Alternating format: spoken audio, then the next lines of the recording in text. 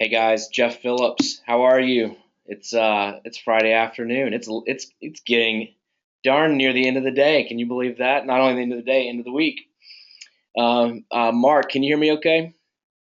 Can hear you great. Great, great, great. I like your slide, Mark. It says the future of the CPA profession. I can't help but think the future of the CPA profession. A lot of the people on this call are the future of our profession.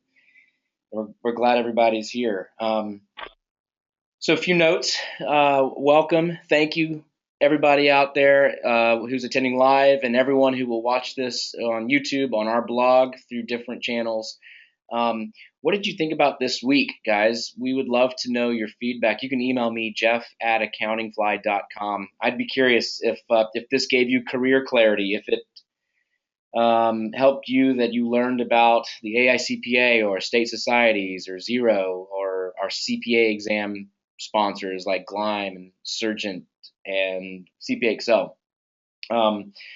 We've been trying to limit the emails we send you guys, but open the next one you get from us. I think it's going to be Monday. This is going to have all of the slides from the presentations this week, recordings of all the webinars, and all the free stuff that we collected to hand off to you as well. Do me a favor while we're setting things up here. You have a question panel on your right. And if you wouldn't mind, tell me where you're in school or where you graduated from, and I'll read these off in just a second. Yeah, just go ahead and enter in your college that you went to or that you're going to. Welcome to CPA Academy members. We're glad you're here, and this is a student-focused conference, but this content is geared for professionals and for students alike.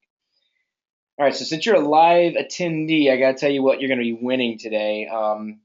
Four people in the audience today are going to picked at random to win a prize from Surgeon CPA Review. You each get to pick one section of the CPA exam review of your choice. That's a $450 value. So thanks, Surgeon CPA Review. We'll notify you by Monday on that. So one section of the exam, you'll get that review course. Sponsors, I want to thank the AICPA PCPS. Mark, that is your group. I want to thank Mark, Natasha, Patrick. You guys brought the firms to Meet the Firms Week. These are your members. Thank you for trusting us with that. I can't wait to hear stories of people making great hires this week.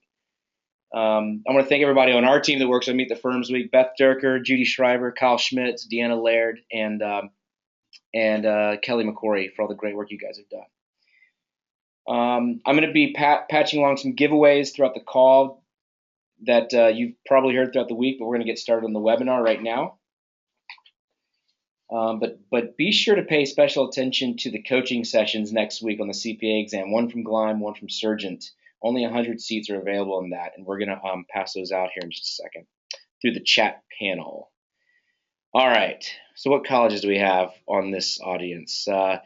Tennessee Tech, University of North Carolina, Rutgers, Pace, Francis Marion, UMass, Central Florida, University of Washington, Cleveland State, University of Maryland, University College, Cal State, Texas A&M, go Aggies, Austin Community College, SUNY, University of Phoenix, University of California, the U, that's awesome, Western Kentucky,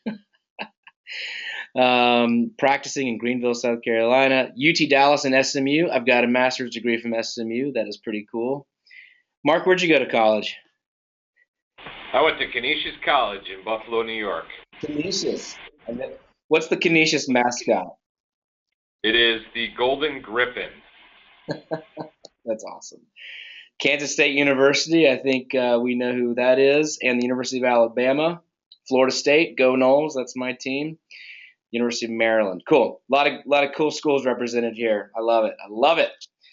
All right. So what are we talking about in our final session? Mark, you realize you're the closer, right? This is why you're here. A lot of pressure. There is a lot of pressure.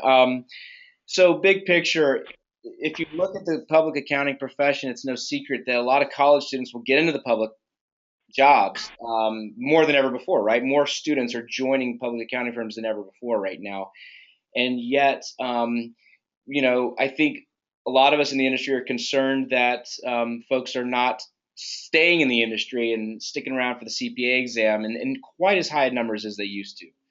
There could be a lot to explain for that, like high salaries in private industry. I don't know what it's about, but I know this, that that education is a big part of the solution, and we want students and experienced CPAs alike, or people who are experienced but don't have a CPA, to understand why this profession is noble, why it's a calling, why it's special, and why you should trust your future to it. And Mark is the perfect person to deliver that message. So Mark, I'm gonna read some data points, but I want you to also just tell us about yourself as you get going. Vice President of Firm Services and Global Alliances with the AICPA. So Mark oversees development, ongoing improvement, and delivery of services to members in the PCPS, Firm Practice Management section, as well as international relations with various CPA-related groups. Mark speaks all over the country. That's according to your bio, Mark. I would say you speak all over the world, would you not? Yeah, at this point, yep. And Mark had a 12-year career as a public accountant in Buffalo before coming to work at the AICPA. Is that right? Yep. Awesome. Well, we're glad you're here, Mark. I'm gonna bring in Mark Koziel to sort of talk about the future of the profession, why it's a great place to work, why you should spend your career, or why you should return to it. I'll come back in for some polling questions as well, Mark. But on a Friday afternoon, I know you're in New York City. Thanks for leading us through this. Thanks, Jeff. Thanks everyone for having me today. I'm really excited about this. I used to do the recruiting for my firm in Buffalo, New York, back a number of years ago, and I think back to how I started in the profession and really why I chose to go to school for accounting. Excuse me. And I chose what I consider to be the right school for all the wrong reasons. I said I was going to play football there at D3 program.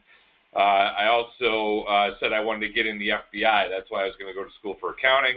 My friend's father, all my friends were going to be cops. He said, you go for accounting, you go to be in the FBI, and then when you show up to the crime scene, you can tell everybody else, I'm in charge, get out of the way. And then as I got into school, I learned more about this thing called public accounting. It really wasn't well talked about. I was the first graduate of college out of my family, very blue-collar family. And so I really didn't know what the opportunities were. I didn't know anything about this thing called CPA and what it meant. And so when I came out, it was at a really tough time. It was the early 90s. There were a lot of layoffs. Excuse me. I'm just getting over a cold, so I hope I make it through the hour. There were a lot of layoffs when I came out of school, and so I didn't know where I wanted to go. I had 6 first interviews. I got called back on 5 of the 6 for a second interview. I had an offer from 3 firms, and I really didn't have a lot to assess what the differences in those firms were going to be. I didn't know anybody there. I didn't really talk to any of the graduates that came out in years prior.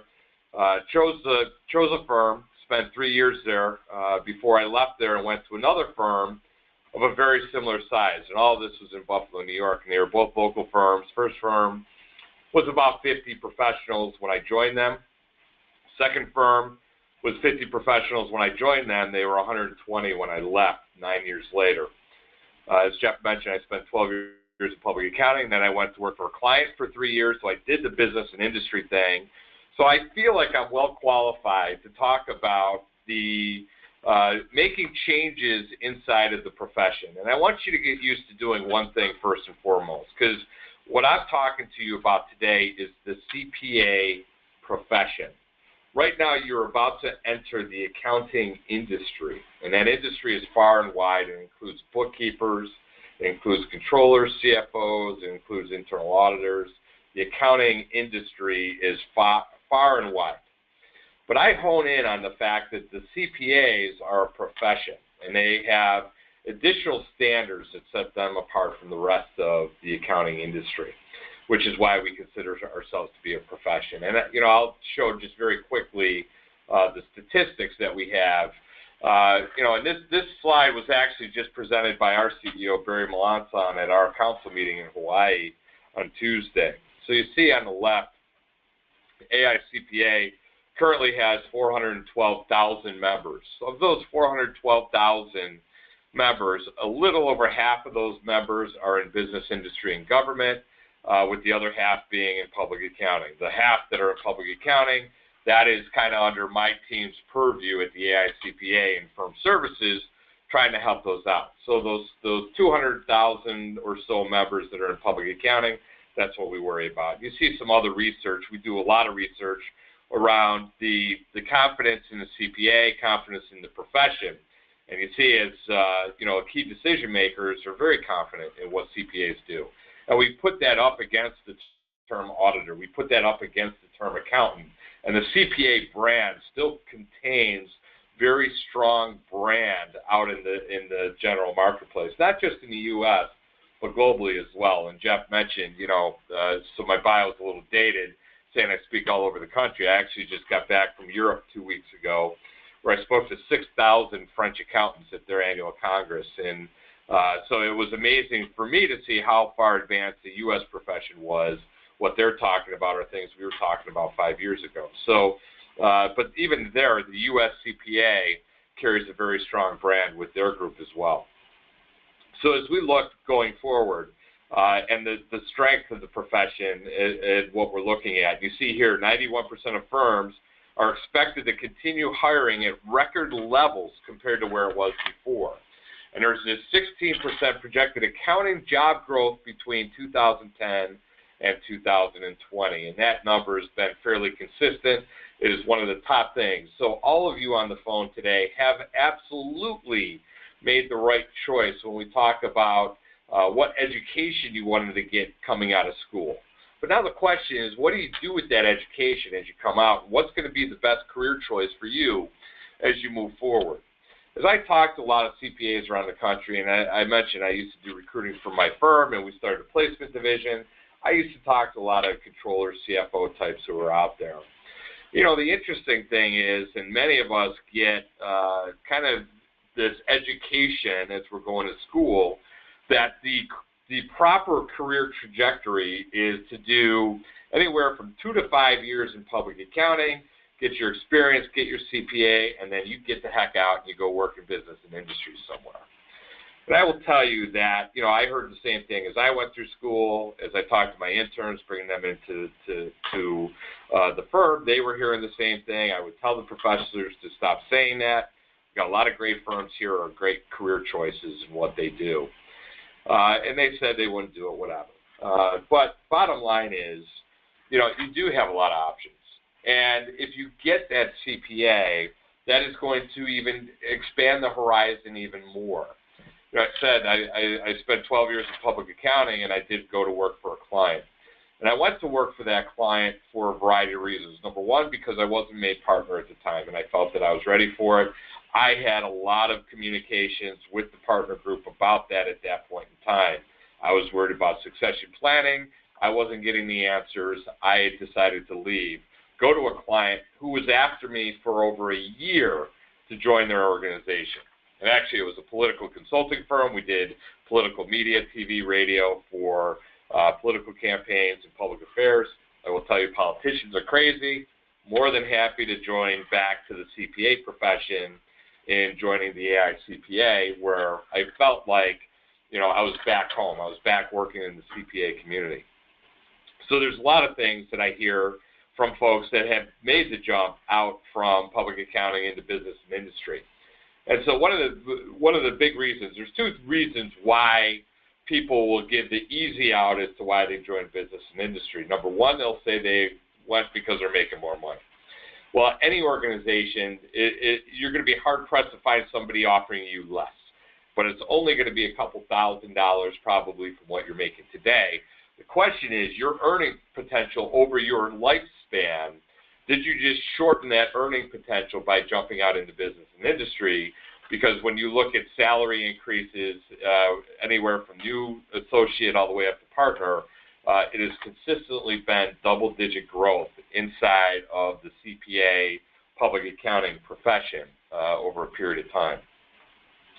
So you have that. And then the others will say, well, I'm doing it because I'm going to be working less, right? So, okay, working less. And I start to ask people as they've gone out into business and industry, and I say, are you working less?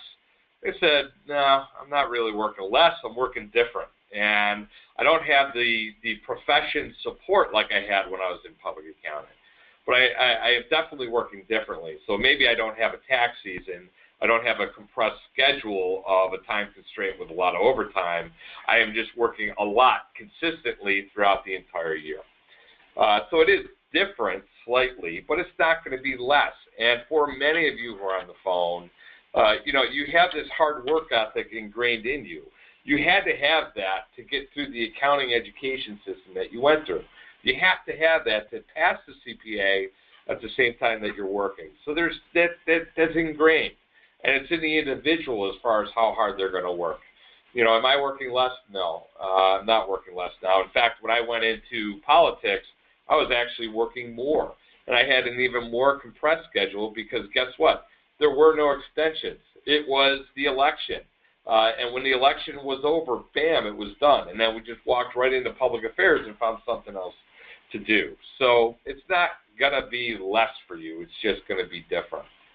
So let's talk about the opportunities and what's out there, because you're going to hear, people start at the Big Four, they start at one of these top 100 regional players. What are really the differences of firms? And this is what I'm here to talk to you about, because maybe, you chose public accounting and you chose a particular firm, but maybe you chose it for slightly different reasons than you should be looking at from a long-term perspective. And the big thing is, from a culture perspective, I will tell you, as we look at this next slide, you see the total AICPA population, and this slide's a little dated. Our firms are probably a little less than this now due to retirements and sole practitioners and things. But AICPA population, we have 44,000 practice units associated with the AICPA, which makes up the 200,000 individual members. So 44,000 firms, in essence, is what you have. And you see over in the far right is your Big Four along with your major firm group, where we have basically more or less the top 104 firms in the country. Then the next tier is what we call our large firm group, 21 to 74 CPAs inside the firm. That's what we call it, the AICPA G400. Not a big categorical title that is used outside of us, but that's kind of how we label ours. And that's where I spent all of my time. Remember I said 50-plus professionals in the first firm, same size in my second firm. So my firm, both my firms were large firms. Both were top 10 firms in the Buffalo market, right? So they were a big player in a very local market. Versus some of the major firms, they have a lot of those size offices. They just have a lot of offices around the country, around a region, and what they might have. So all depending on what you're looking for. And then you have medium firms we categorize as 11 to 20 professionals, small firms 2 to 10, and then the true sole practitioner. There are over 30,000 sole practitioners who are members of the AICPA. There's even more sole practitioners who are out there who are no longer members of the AICPA, or they're practicing differently, whatever it may be. So here are all your options. These are all your different firm sizes. And I can tell you, based on all of those categories you see beneath it, business model, organizational structure, what the workforce looks like, what the client profile looks like, service mix, annual revenue range, owner comp range, challenges, opportunities, and who they are influenced by will all vary greatly in all of these categories that are there. So having this and taking a look at this, you've got to do some research, and you got to figure out where you think you might play the best at what you want to do. We have some great small firm practitioners who are members who are serving the small business community. And maybe that's what you will look at. If you want more variety, a greater number of clients, then it's going to be going to the smallest of firms. If you want to do tax only, you want to do individual tax. Again, small firms that seem to do a lot of that, but even up to the large firms, 21 to 74, and the major firm group players, you get some of that. So the difference will be, the client mix may start to get fairly similar, and some of these they get jumbled around.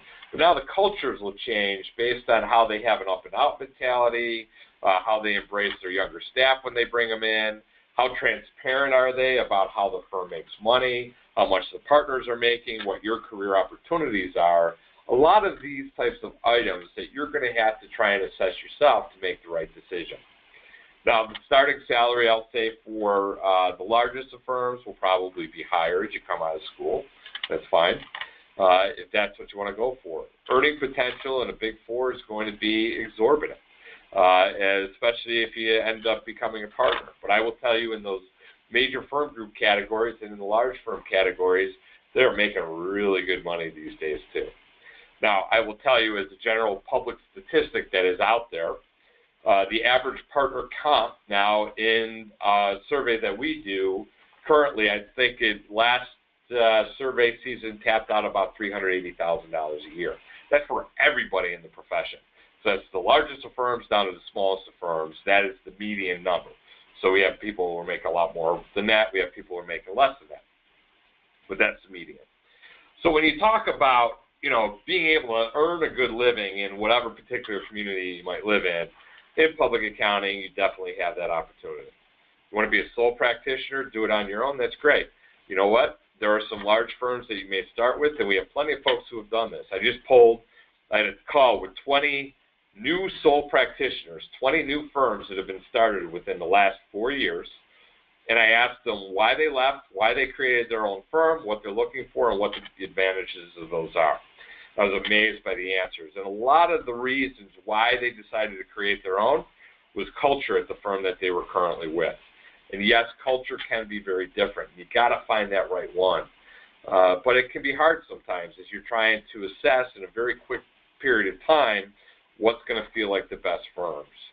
So as you're looking at this and as you move forward, really think about that culture and how you're going to fit in. It is not all about the money. Look at flexibility. Look at where you want to be, the type of client you want to work on, the type of work that you want to do, audit, tax. Maybe you want to get a little bit of a blend of each of those. Well, some firms will be more departmentalized than others. Others will have more generalists in what they do. Maybe you want to start an audit, but you want to finish in valuation work. So understanding that they have that as an opportunity. The big thing is in those first couple of years is really to try and get an understanding of what it is you're looking for. I came out of school, I really didn't know. I said I wanted to get in the FBI. That was still probably my first case that I said, now I'll get my CPA, so I'll do my 2 years inside the firm, and then I'll go for the FBI. Then I started working on clients a little bit, and then I started to see the differences and all the types of things that you can do, and it was just really amazing to me to see all of the great opportunities that were there. And then leaving my first firm to go to my second firm was fairly situational for me. I made the choice. The second firm, when I had actually talked to them, it's amazing that 3 years later, it was the one firm that didn't call me back for a second interview on campus, ended up hiring me 3 years later. And so whenever I did the recruiting for that firm, I would tell anyone that I recruited that, don't get upset if we don't make an offer to you coming right out of school. We don't turn anyone down at this firm. We actually just temporarily delay your start date maybe 2 or 3 years. So again, not shutting the door on any of these firms that you may be interviewing with today, knowing that, a few years from now you may end up working right back at that firm. I never imagined that happening when I came out of school, and there I was 3 years later doing exactly that, spending where I've spent most of my career in public accounting with that one particular firm. So again, I think there's a lot of opportunities out there. You've got to assess what the right size firm is. The largest of firms, the Big Four, you are more than likely going to be working on publicly traded SEC type of engagements. I, in my career, have never worked on an SEC engagement, so I couldn't tell you how that is. I can tell you what it's like working for a not-for-profit, what it's like working for a large manufacturer. I can tell you what it's like working for an employee benefit plan audit that you may do for labor unions. I can tell you what it's like working for a governmental entity as a client, Native American tribes. I mean, a lot of different aspects of what you can see. So really, it's important for you to understand what you want to do. For many of you, and I don't know if you've been on every one of these sessions over the week, and Jeff, this is just a great service that I think we're providing to students to get a better understanding. But I know my friend Chris Farman spoke just yesterday, in fact, about how he decided to pick his niche. And you know what? He's got a really great interest in craft breweries, and so that is his market niche. That is all he focuses on in doing business and who he's going to provide business to. So being able to select that, being your own entrepreneur to make that happen, I think is a great opportunity. With that, I'm going to pause here, and I know Jeff's got a couple of polling questions. So Jeff, you want to give the first poll? Yeah, let's do it. And this is a great grid. I wonder if anyone in the audience is surprised by what they're seeing here. Chris Farman is the guy you're talking about, and he did a webinar yesterday, by the way, Mark. And I would say that he is probably on the low end of that small firm mix. But Chris is a lucrative practice serving the craft beer industry. Quickly, everybody, we're going to do a couple polls, and this is the first one. Just trying to get an understanding of people's career preferences, and the question is, which of the following do you think would benefit your career the most? What would benefit your career, whether you're a student or a practitioner? Specializing in a particular industry or service, having experience at a prestigious firm on my resume, community service, and non-work activities, sort of like being out in the community and being a leader in the community that would benefit your career, and then exposure to a wide variety of business people. Again, just trying to get a sense of preferences out there. We'll leave it up for 5 seconds. And Mark, I might go ahead and do the second polling question right back to back, but I'm going to ask you a question while we administer it, if that's okay. Sure, that'd be great. So just preferences, exposure to a wide variety of business people. In other words, networking is the 45% have answered that, followed by specializing. And I agree with that. But guys, some of you are experienced CPAs, and you're talking about the benefit of networking right there. That's why the 45% answered the last one. The AICPA has some great networking opportunities. I just sent out a link to the Young CPA Network that I know, Mark, is something that's near and dear to your heart, and we have hopefully people will join that, get involved, and give it a shot. Mark, I'm going to do the other polling question. I'll let people read it, but you talked about CPAs leaving these larger firms, starting their own sole practitioners because of the culture at the firms. As I turn on this second polling question, can you talk about any specifics they gave you, what the culture issues were and why they left, and what is it they wanted to do in their new firm to change the culture? Yeah, so one of the biggest culture changes that we're seeing today is really around the flexibility aspect, right? So more and more of us are looking to have a job that's going to create more flexibility so that we can kind of come and go as we please. And they felt like it was more of a, being watched over mentality, and I have to be in the office Monday through Friday, and I have to be in during tax season on Saturdays. And it wasn't very flexible for them. And, we're all going to go through life changes at the same time that we're going through career changes. And, so I'm trying to think, I met my wife the year that I left my first firm and went to work for the second firm. And I got to tell you, I partied those first 3 years at the first firm. Probably had some effect on my output at that point in time. But I did. I enjoyed it. And so then I went to my second firm, and we dated for a couple of years, got married, had our son a year into marriage, and that changed a lot for me. And if it weren't for the managing partner telling me how important that family aspect was, and that I shouldn't be in the office when I have certain things to do, and watching the partners embrace the fact that they had families to attend to was very important to me, and that probably kept me there a lot longer than I would have seen at many other firms. So firms are trying to understand that they need to create a flexible environment, right? But they're still fairly stringent around it. And so they'll say, well, we have flex time. You can flex anytime you want. Come and go as you please, but you have to be in the office between 10 and 4 Monday through Friday. It's not a very flexible policy. I don't know what you hear out there, Jeff, on other things. The exact same. By the way, Mark, we asked a polling question, where does the profession need to improve? And the audience said 45% of the audience gave that the highest answer was culture, followed by 19% saying diversity was the second. Then right behind that was salary and benefits and technology. But interesting that we're talking about culture right now, and people are disrupting our own profession by by starting practices. There's such an opportunity in these smaller practices. I'm going to get out of the way. I'll let you keep going. Thanks, Mark. Great.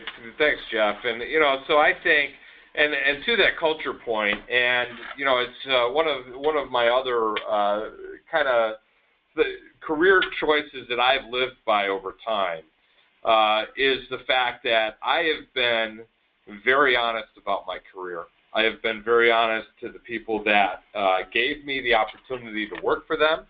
Again, as I said, as I came out in a tougher time, I was incredibly appreciative to my first firm that they gave me that opportunity. And so when I left, it actually was no surprise to that firm that I did. Again, it was more situational at the time, but I'm still friendly, and I still say, there are two of the partners there at that firm that I owe my career to. They gave me the opportunity. I saw them at a college event. I followed them out the door to introduce myself to them. I actually had an interview with their firm the next day. Didn't know anything about the firm at the time, and learned so much that night, and they said I was hired that night. But I did. I owed them a lot.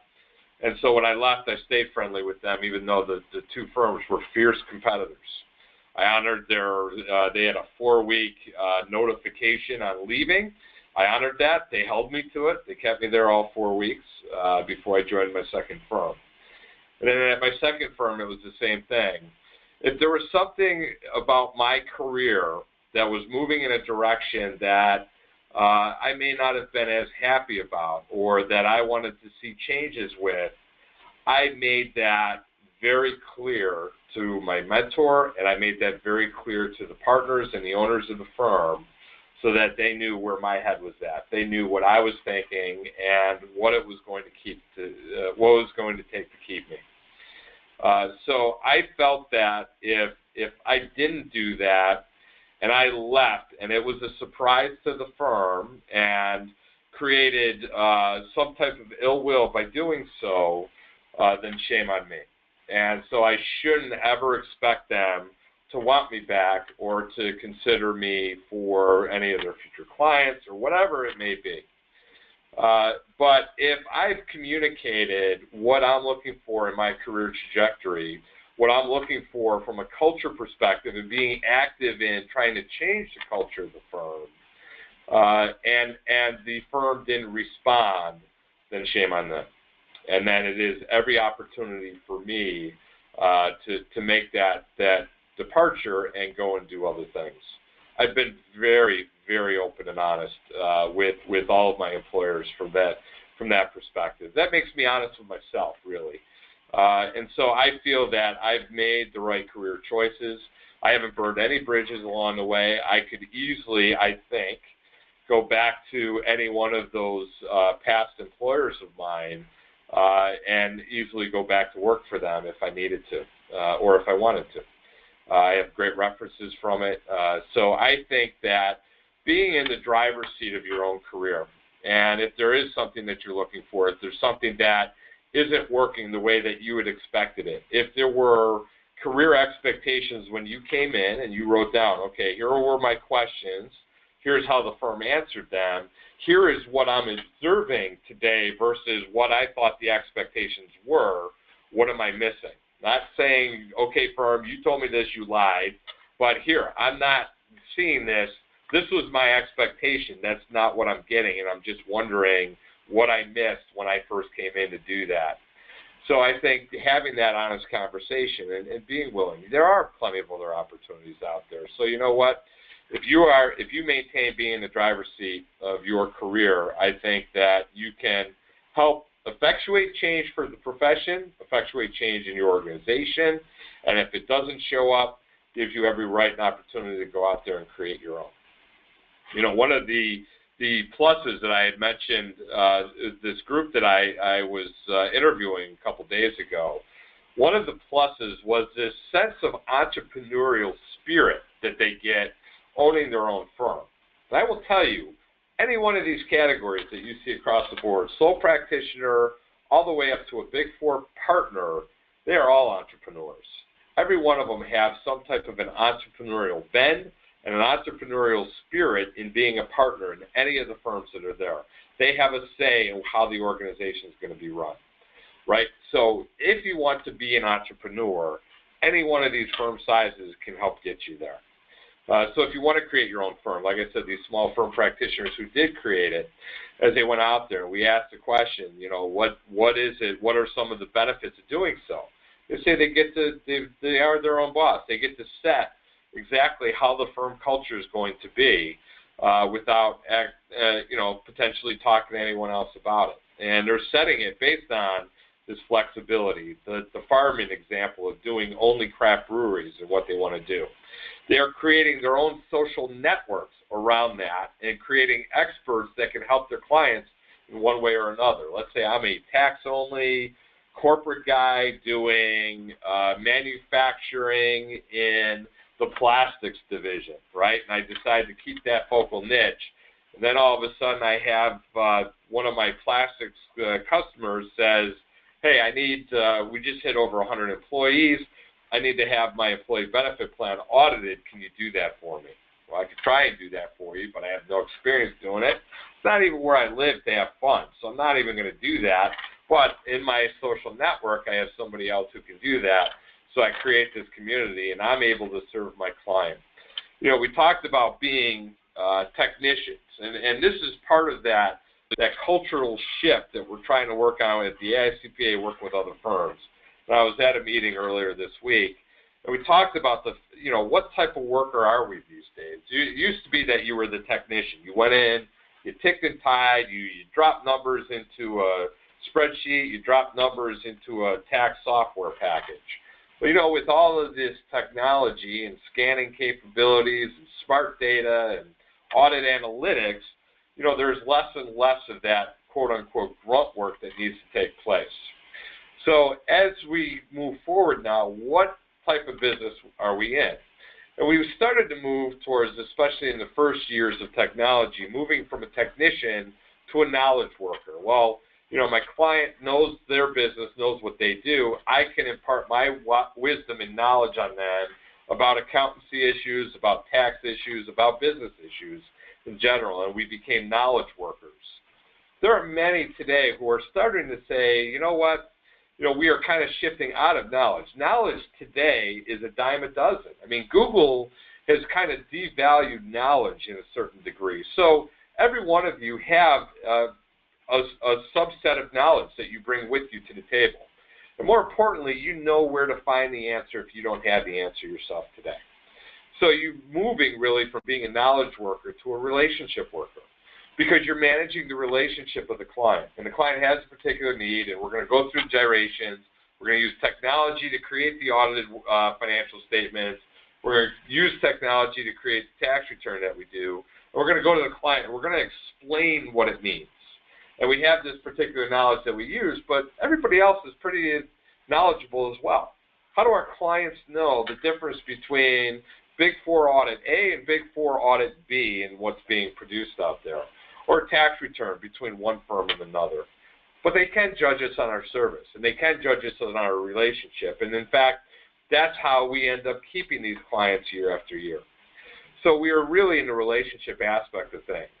And for some of these solos that were created, they talked about in the culture aspect, when they were very early on in their careers in the larger firms, some of the firms offered the ability to have that client interaction very early on, and other firms didn't. And the firms that didn't, yet these people were looking for it, that was another reason why they left that firm. Again, it comes down to culture, but having that client interaction, client activity, being given some of the responsibilities to better interact with that client is what a lot of folks were really looking for. So again, as you're looking at these different firms, think about that entrepreneurial aspect. Be vocal. If you want to be an entrepreneur, tell the firm that. I am looking to be an entrepreneur. I want to be a firm owner. Tell me how I get there. I need help. I don't know how it happens. I don't know about the rest of you, but when I was in school, that, Firm 101 class, I didn't end up taking it. So I didn't know how a firm operated, how a firm made money, or how you're going to make it from one stage to another. And that's part of the culture aspect, too, and making sure that the firms are vocal about that. So more things to think about at this point. And so, look at the opportunities from all firm sizes. Think about your career moves, and don't say I'm going to do the age-old 3 years and then right into business and industry. The 3 years and out, I mentioned why that was kind of the level set. And let's be honest, colleges and universities are in the business of attracting additional students. The more that their tentacles are spread out amongst various organizations throughout the country, throughout the world, the more potential alumni they get referring other students back into their realm. So it isn't necessarily about your career trajectory, and it doesn't mean that's what they're teaching everyone else is going to fit exactly what you want. Make your career yours. Make sure that you're in the driver's seat to make that happen. If you want to be the entrepreneur, great. Go and be the entrepreneur. Ask your firm to be the entrepreneur where you are. If they don't provide that to you, go out and start your own or find another firm that's going to make that offer to you. If you don't want to be an entrepreneur, you want to be a career accountant, that's fine too. There are many firms that will keep you as a manager level person doing what the business does, which still gives you greater job security than being a controller or CFO out there in these companies who are selling like crazy, or in a company where you're overhead versus in public accounting, you are doing what the business does, generating revenue for the firm. So, Jeff, I am so excited about the opportunities to this current class, to the future of the profession. That's why I'm trying to convince my 16-year-old, all of his friends, all of our neighbors, that accounting, getting your CPA, going to school for accounting, getting into public accounting, these are really the ultimate opportunities for a lot of folks who are out there. So with that, on a Friday, I'm sure everyone's tired of hearing from me, Jeff, so I don't know if you have any more poll questions or if any questions from the audience. Mark, a couple of comments. First of all, one is, if you're a student right now in a university majoring in accounting, it's the greatest time to be majoring in accounting ever, because you are in higher demand with that degree than in the history of the profession. And then if you're a senior associate, it's almost as high demand for that right now. We talk to firms. I mean, there's a major talent shortage right now.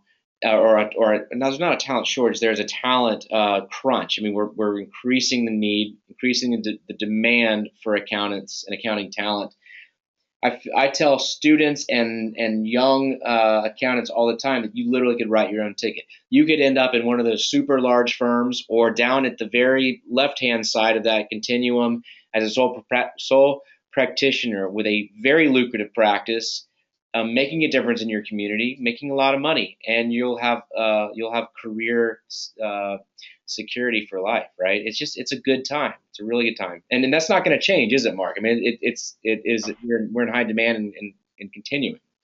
In 2007 and 2009. So let me think. A lot of you folks were probably still in high school. Some of you are younger professionals that are with us. That was a heavy recessionary time. And I'd be out talking to these firms. First of all, I practiced in Buffalo, New York. Buffalo, New York, my entire professional career at Buffalo, New York, I practiced in a recessionary environment, right?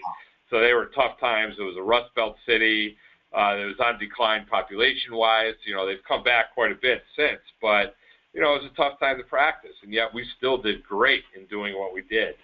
And so when I look at it today, or during that recession that hit, 07, 09, I start talking to my firms, and you'd hear of companies that were going under, companies losing 30% of their revenue, 40%, 20%, whatever the number was.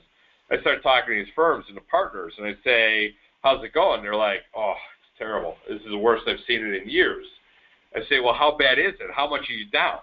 And they're like, well, we're not down, but we broke even this year as far as revenue. So our revenue was flat from last year. We only grew 2% from last year. And I'm like, huh? Are you kidding me? Your clients would kill to have, right, a flat line versus losing 30%.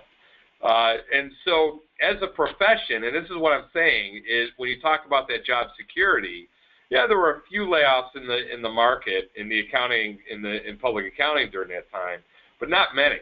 And the firm softened a little bit on their new recruit hiring, but on-campus recruiting was still far greater in accountancy than it was anywhere else.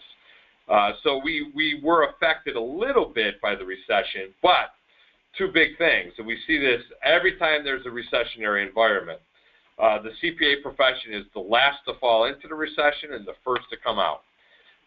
So it is a much shorter timeline whenever you have that. So that security is there. It's a great security blanket to have, and knowing that demand is there today, it's just going to continue indefinitely into the future.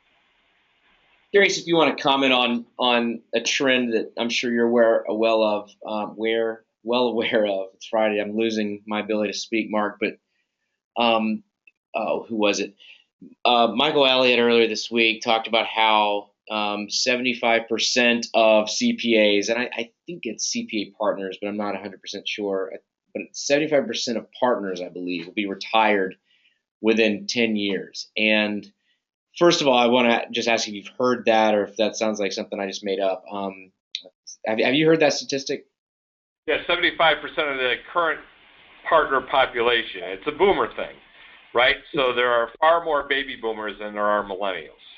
So it's a sheer numbers thing. So it's any profession that's out there today should be involved in some type of shortage. Believe it or not, we will have not enough attorneys. I know there's plenty of jokes to say that we have too many already, but you know, it is the profession or the industry that stays ahead of that curve the most will be the one that will have ultimate success. So yes, those partnership opportunities are going to continue. And to me, it's going to force the hand on a lot of these firms to change the culture, which is why I say to this entire young professional community on the phone today, you have the ability to change the profession for the future, because they are going to listen more, understanding that they need to make changes in order to accommodate what people are going to be looking for in the next 10, 15, 20 years. You know, one of the thoughts I have about that trend, and now I have two, because the young professional community can dictate terms, and the firm owners are going to have to play ball and change culture, because we're going to lose a lot of talent if we don't. Look at the young entrepreneurs you spoke with recently. The other thought about this is, what an opportunity for accountants to look at starting or acquiring a firm. I mean, if 75% of our partner base is leaving in 10 years, think about just they're looking to sell their firms to people. And you know, yesterday we had a great presentation from Chris Farman, who talked about how to enter a small firm, learn the business, bide your time, and maybe there's an opportunity to take that firm over down the road. But I don't know. If I'm 25 years old and I became a CPA recently, I'm thinking a lot about this major shift in our profession and how people are going to retire. The millennials have an amazing opportunity. Sure, and that's where I even say, and you know, so we have a lot of we have boomeranging, we have a lot of different things that are happening in the profession, and technology is a big driver of this. So many of these small firms, and I forgot that you had Michael Elliott. He's another one of our superstar small firm guys. Again, who's just starting and changing the way that business is being done. And a lot of them are starting up their own practices, doing outsourced accounting, outsourced CFO. So they're doing it for the type of businesses that they want to work for. And rather than go work for just one company as their CFO and show up to the same place day in and day out, I could create my own outsourced CFO practice. I could go to work for small businesses in my community. It doesn't even have to be only my community, like a farmman that is doing it around the country for craft breweries. But I could do it all virtually. I could use QuickBooks, I could use Xero, I could use any of these technologies and offer this service. And the technology I use, who cares? It's behind me. So I am the face of the of accounting to that small business, and now I can pick and choose how and when I'm going to work and who I'm going to do that work for. And you talk about variety. They're making money. They're making really good money being that outsourced CFO, and there's more and more of this outsourcing happening today. You want to be a CFO? How about be a CFO of 5 or 6 companies in your community or in a niche across the country? 5 or 6, you know. So I think Jason Blummer said he has 30 advertising agencies that he is the outsourced CFO for around the country. So exactly right. And so he can focus better and do different things. So it's not just about the transactional. He's providing a service that is 2 rungs up from just providing the transactions in a financial statement. He's having deeper business conversations with those advertising agencies like you would if you were the CFO in that one particular company. But now you bring even more strength to the table because now you're seeing how other businesses operate, and he can bring the best of the best policies from the advertising world to each one of his clients. What you just said is, to me, the headline of this whole presentation. Why the future is bright as accountants is because you can take the conversation to the next level. It's not just about the sort of blocking and tackling manual labor. It's about being a trusted advisor. And I think there's so much good technology out there today that frees you all to provide that next level service. I'm 100% on board with that. And there's demand and the demographics are right. But Mark, it's being able to be a financial expert, a financial consultant inside multiple businesses and making good money while you're doing it. And that's why the AICPA created the CGMA, the Chartered Global Management Accounting designation is about management accounting. What is management accounting? It is taking the numbers, analyzing, and making business decisions based on the knowledge you have. I use the example all the time. If there's any House of Cards fans in the audience, that show was driven based on big data. And big data showed Netflix that, political shows are hugely popular with their membership base and that Kevin Spacey does amazingly well. So let's create a political show around Kevin Spacey and see how it does. Did pretty darn good. Still doing very well. So, being able to bring that type of analysis to a small business to help them grow globally. I have sole practitioners at 30,000 number. I have more and more of those every day talking and giving international advice to their local clients because their local clients even have to think about going global in the future. That's amazing. I've got to ask two more polling questions, so I'm going to navigate asking the question of the audience and asking you some questions, Mark. So I'm going to give everybody a minute to answer this question. Hit the one that you like, and actually in this one you can, What is the most important item in selecting an employer to you? Select one of the following. I'll give you guys a minute. Mark, what do you enjoy about your job, and can you talk a little about what it is that you do? So what is it that you do at the AICPA, and what do you like about it? So, I've been at the AICPA now 9 years. I joined 9 years ago when the AICPA moved its operations center from Jersey City to North Carolina.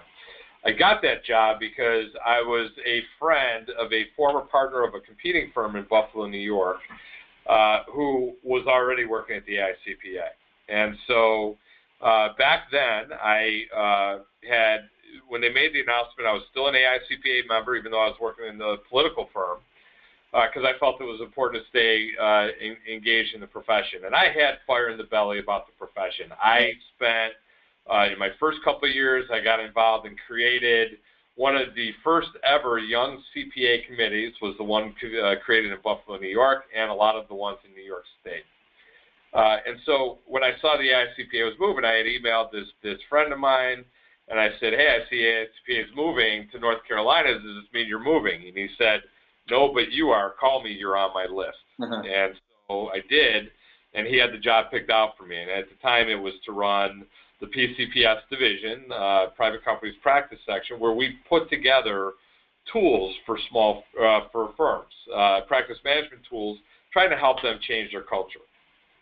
And so I did that. Then I got promoted to run PCPS and all the specialty sections and credentials, and then given my current role back 4 years ago, promoted to VP to handle all of our international advocacy, but still have this big handle on firms. So what I love about it is all of these different firm sizes you see across the board, I get to interact with every one of them. I get to come back inside the AICPA and say, this is what we're hearing from the different size firms. These are the things we need to focus on. These are some of the struggles that firms are having. We need to figure out a way to fix it. And anyone we bring on to the PCPS team, it's hard because our job titles don't line up to what you see in public accounting. So people struggle a bit with, what it is that we're looking for. So when I hire a new manager and we bring them in for an interview and they say, well, what's the role? I say, tell me all of the things you didn't like about public accounting. And they tell me, and I say, okay, fix it. That's your job now. You're part of the AICPA, the National Membership Organization. We tell firms how to recruit. We tell them how to put together a competency model, have a career ladder, different things on practice growth, succession planning. All the tools are there, but they actually have to pick it up and they have to move it and they have to do something with it. And that's the challenge, is to get them to actually use it. So the more we can influence the firms and get them using these best practices, the better the firms are going to be as well. It's got to be hard too. I run a business that fits in the sort of akin to your medium firm group, and the smaller the business, the harder it is to make the changes. I've coached some of your PCPS member firms on recruiting, and we always have this great conversation, but then it's hard for them to make the change. And I see it. It's because when you're in a small organization, you are taking out the trash and you're doing all the heavy lifting. But the key is to be a trusted advisor and to keep pounding away, and eventually the change happens. So that's a great service you guys provide. Great, thanks. Let me wrap up one more polling question, and then we'll wrap up our session today and let you get home to North Carolina. This one is for everybody who's been a part of the week, and I'd be curious what your response here is. After attending Meet the Firms week, are you more or less interested in careers in local and regional firms? What I mean to say here is, did this event make you more interested? And that was a big part of what we were trying to do here, is to tell you that there is, like Mark said, there are tens of thousands of firms that probably want to hire interns, entry level, and staff. Some of them are very small. We've made hires at Accountingfly for husband and wife partnerships, two-man shops, up to the largest firms in the country. But did our content affect your interest in those firms? And it's good news, because 91% of you are saying you're more interested. Now it's 90 to 10. So that one of you that just said less interested, no shame on you. Just kidding. All right, so we're going to wrap that one up.